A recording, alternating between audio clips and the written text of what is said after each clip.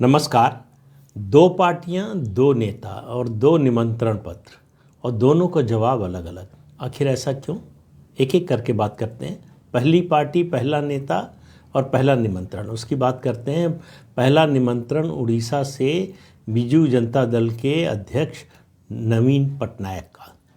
उन्होंने उनके प्रदेश में वर्ल्ड कप हॉकी होने वाला है, उसका इनॉग्रल फंक्शन होना है जनवरी में। और जनवरी के इस फंक्शन के लिए उन्होंने इनविटेशन किसको भेजा? विपक्ष के, मतलब यानी सारे विपक्ष, मतलब उड़ीसा के सरकार के विपक्ष नहीं, विपक्ष के यानी गैर भाजपा मुख्यमंत्रियों को, सबको निमंत्रण दिया है। और सबसे पहले जवाब आया है कांग्रेस के तीनों मुख्यमंत्रियों का, अशोक गहलोत, भूपेश बघेल और सुखविंदर सिंह सुक्खू। इन तीनों लोगों ने अपनी सहमति दे दी है। इससे क्या पता चलता है? इससे पता चलता है कि कांग्रेस आतुर है विपक्षी एकता के मंच पर या विपक्षी एकता की बस पर सवार होने के लिए।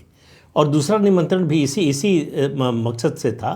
तो नवीन पटनायक उभर रहे हैं, उभर सकते हैं, उभर रहे हैं कहना ठीक नहीं होगा, लेकिन उन्होंने पहली बार ये संकेत दिया है कि वो गैर भाजपा मंच का नेतृत्व करने की क्षमता रखते हैं।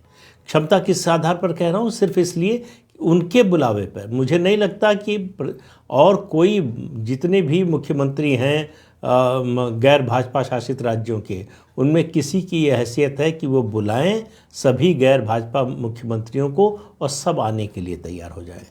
कोई ना कोई इसमें से छूट जाएगा, कोई किसी वजह से, कोई किसी वजह से। अब इसमें देखना सिर्फ इतना है कि अरविंद केजरीवाल हाँ करते हैं कि नहीं और भगवंत सिंह मान हाँ करते हैं कि नहीं। उससे एक अंदाज़ा लगेगा कि विपक्षी एकता की जो बातें हो रही हैं वो किस ओर जा रही, किस सिरे चढ़ती हुई दिखाई दे रही है। तो नवीन पटनायक निश्चित रूप से, अगर वो वाटर टेस्ट कर रहे हैं नेशनल पॉलिटिक्स में जाने का, क्योंकि वो 22 साल से मुख्यमंत्री हैं उड़ीसा के, और उस चुनाव के बाद अगर वो मुख्यमंत्री फिर चुने जाते हैं और 5 साल रहते हैं तो 27 साल उनके सीधे अनइंटरप्टेड जो है उनकी रिजीम होगी। अब दूसरे निमंत्रण की बात करें। दूसरा निमंत्रण भेजा गया कांग्रेस की ओर से, राहुल गांधी की ओर से। किस लिए? कि भारत जोड़ो यात्रा में विपक्षी दल शामिल हों। अब उनकी यात्रा चूँकि दिल्ली से निकल चुकी है, उत्तर प्रदेश में पहुंचने वाली है, तो उत्तर प्रदेश में हो सकता है पहुंच गई हो, पहुंचने वाली है, तो वहाँ वो चाहते थे कि उत्तर प्रदेश की जो तीनों पार्टियां हैं विपक्षी दल, यानी समाजवादी पार्टी, बहुजन समाज पार्टी और राष्ट्रीय लोकदल, ये तीनों के नेता उनकी भारत जोड़ो यात्रा में शामिल हों। इस भारत जोड़ो यात्रा में शामिल होने के उनका मतलब था, मतलब इन नेताओं के, कि विपक्षी एकता के लिए राहुल गांधी की बात को लोग सुनने के लिए तैयार हैं। राहुल गांधी के निमंत्रण पर बातचीत हो सकती है विपक्षी एकता की, उसका माहौल बने। इसी आधार पर समाजवादी पार्टी ने मना कर दिया है। उनके प्रवक्ता घनश्याम तिवारी ने कहा कि इस यात्रा का वो समर्थन करते हैं, उनकी पार्टी समर्थन करती है, लेकिन यात्रा में शामिल होकर वो ये संदेश नहीं देना चाहते कि विपक्षी एकता की इस तरह की कोई कोशिश हो रही है। तो अगर कोशिश होनी है तो गंभीरता से होनी है।